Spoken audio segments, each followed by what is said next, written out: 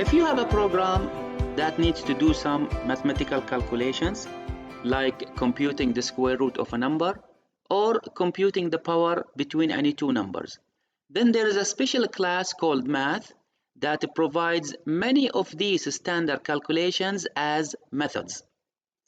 This class is automatically provided in your program, so there is no need to write the keyword import like what we have done for the scanner class. It is available all the time in your program because these methods are defined as static methods. And remember, for static methods, if you want to call them directly, you can use the name of the class. So if you want to use any of these static methods, simply write the name of the class, which is math, M capital letter, followed by dot, followed by the method name for this mathematical calculation or for this mathematical method. The class not only has static methods, it has also some static constants, some well-known constants that are used in mathematics. For example, it has the constant pi, and you know that pi is used in calculations involving circles, spheres, and other geometric figures based on circles. And you know that the value of pi is approximately 3.14159. So if you want to use this constant in your calculations, you can use it from this class. Also, there is another constant, which is e, that is used in mathematics for natural logarithm. And you know that e is the base for natural logarithm, and its value is approximately 2.71828. Let us have a look into some of these mathematical methods. In this example, we are showing 4 of these methods. In the table, we have the name of the method, we have a description, what is this method is used for, the type of its argument, and the type of its return value, an example, and the return value for this example. POW is for computing the power between any two numbers. It works on double numbers, and the return type is also double.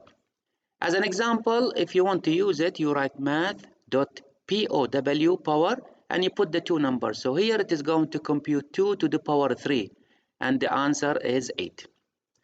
ABS is for the absolute value, and it can work on these data types, integer, long, float, or double, and it returns the same data type. So if you are applying the absolute value on float, the return value will be float. Here are some examples. Math.abs minus 7 will convert it to 7. Math.abs 7 is already positive, it will return the same number.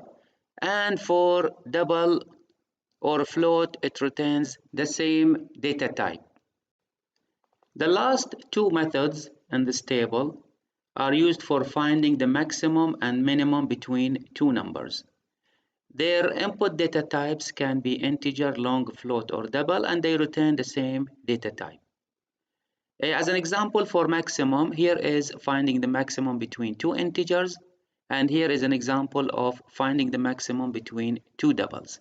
Similarly, as an example for finding the minimum between two numbers, here is an example of finding the minimum between two integers and the minimum between two double values. Also, in this class, it has the following mathematical methods. Random is used for generating random numbers. It does not require any input parameter. So if you want to use it, you include empty round brackets. And it returns a double value, but in the range from 0 less than 1. So it gives 0 as random number, but it does not give 1. And it is from 0, so that means it generates fractions between 0 and 1. We will show you an example on how to use this method if you want to generate integer numbers in a range. So suppose you would like to generate random numbers from 1 to 6. Then we will show you how to write a formula using this method to give you the answer. For rounding a number, its input parameter is either float or double, and it can retain these data types, integer or float. When it says respectively, it means if the input is a float, it retains integer. If the input is double, it retains long. It rounds this number and converts it to integer, and it rounds it to the closest integer. So as an example, here we have 6.2, then it rounds it to 6.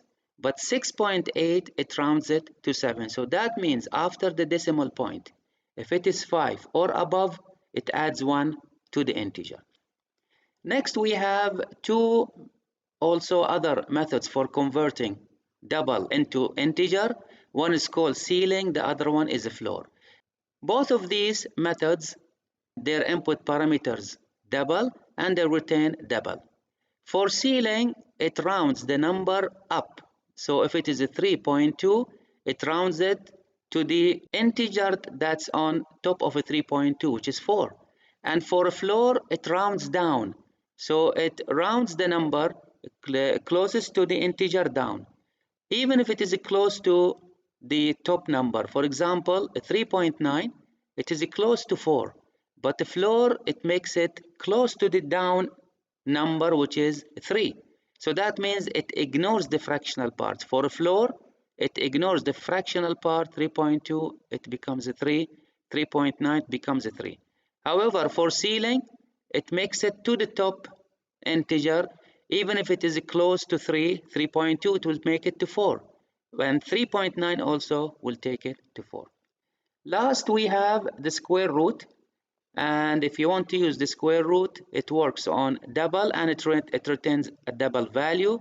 As you see, this is an example of the square root of 4. The answer is 2. Now let us return back to the random method.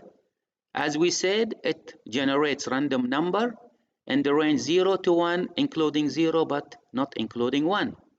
Now how to use this method to generate random integers in a range between start and end?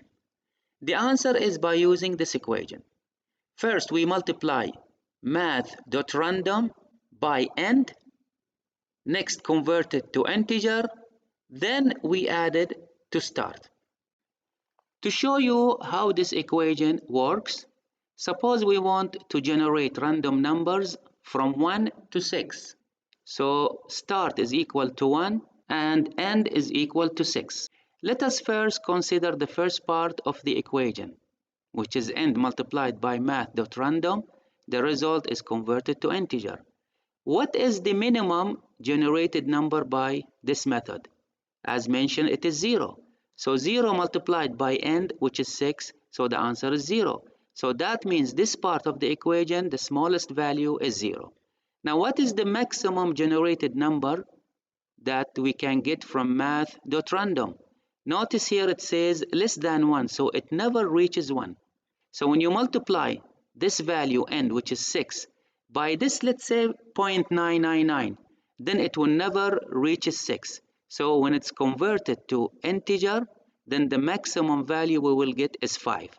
So the range we will get for this part of the equation will be from 0 to 5. But we want the range to be from 1 to 6. So therefore, to make the shift, you add 1, which is the start. So if it is 0, it will be converted to 1 because you are adding 1. If it is 2, it will be 3. If the generated number is the maximum 5, you add 1, it will be 6. So therefore, this equation will give you random numbers from 1 to 6. Let us write a smaller program in JGrasp to show you how to use the random method. To use random method that exists in the math class in our programs for generating random numbers, first let us see what this method is giving us as an output. So we will print a message system.out.println, and we will say random equal to, and we will simply call the method math.random with empty input parameters. Run the program, and as you see that it is generating random number between 0 and 1, including 0. Let us run the program again, and it is generating another number, and etc. Now I want to generate 100 random numbers. So we will create a for loop for integer. Let's say I equal 1, I less than 100 I plus plus, and then we will put this statement inside and we run the program again. But again, it is listing all numbers one after the other. Suppose I want to print these numbers such that 10 numbers on a line. So we will use here tab and modulus to count how many numbers we can print on a single line. If it exceeds 10, it goes to the next line. So inside we will write an if statement. We will say if the value of I modulus 10 is equal to 0, then we will print the number without a println followed by a new line. Or we can just simply use a println instead of a new line. Otherwise, we will simply print, copy this statement and paste it here, but remove \n and put \t. Now we run the program again. We have an error. Yes, I forgot to close the bracket. We will close the bracket now and run the program again. As you see, we are printing 10 numbers on each line for 100 numbers. Because the random numbers are large, so we cannot see them all fit on one screen. We want now to generate random numbers between two integers, between let's say let's say start and end, and start and end we are going to read them from the user. So integer start comma and end, we will print a message,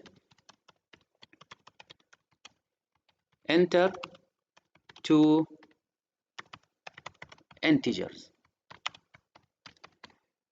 Start is equal to read dot next int, so reading the first number, and equal read dot next integer as well. Now we need to make sure that start is smaller than end, so we are going to say if start larger than end, then we will do two things.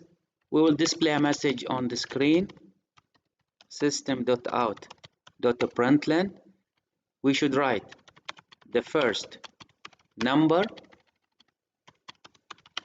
should be smaller than the second number, and we will quit the program by saying system.exit with 0 parameter.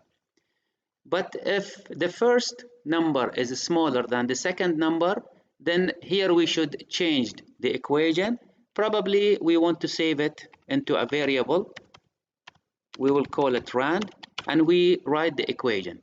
So as you recall, that the equation we are going to write should be end multiplied by math.random. The result is converted into integer, typecasting, and then we added to start. So here it will give us a random number in the range start to end. Run the program again to see how it works. So it is asking for two integers. Let us give the first value 6, the second value is 1. So the first number should be smaller than the second number. Run it again. If I give it 1 and 6, and oh, I forgot to change here and put rand, the value of the resulted expression, and then we run it again. Put so 1 and 6. So as you can see, it is generating random numbers from 1 to 6.